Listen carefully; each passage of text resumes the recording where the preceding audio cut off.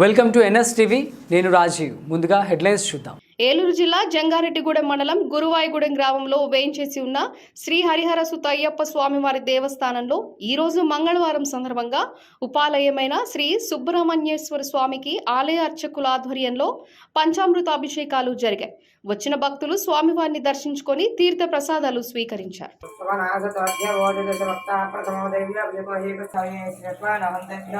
కరణ మహాబ్రహ్మోంచరణ శుభయోరాత్రి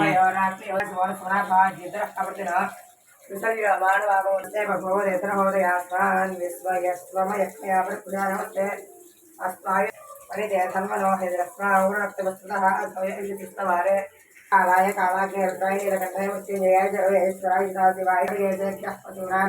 ఉదయ నమో నమ స్వస్తింద్రాయ దిశేవ దేవసేనామృత నమో నమ లక్ష్మీ